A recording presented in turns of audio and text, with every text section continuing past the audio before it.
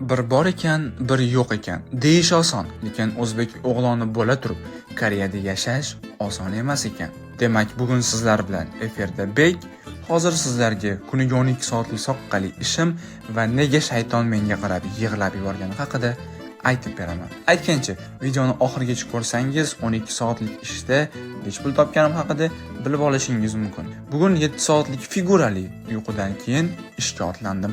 Yo'lda shaytonga ko'zim tushib qoldi. O'zi ham bechora ekan, rahmim keldi.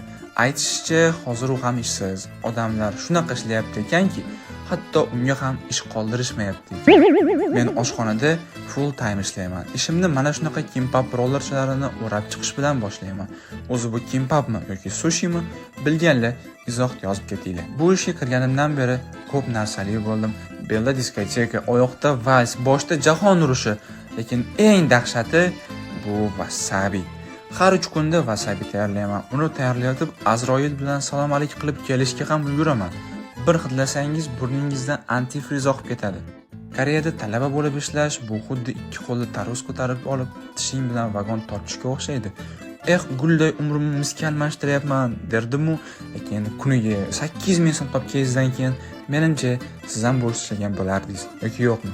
Izohda yozib keting. Nima deb o'ylaysiz? Bir kunlik mehnat uchun bu pul arziydimi? Yanada ko'proq videolar uchun kanalimga a'zo bo'ling.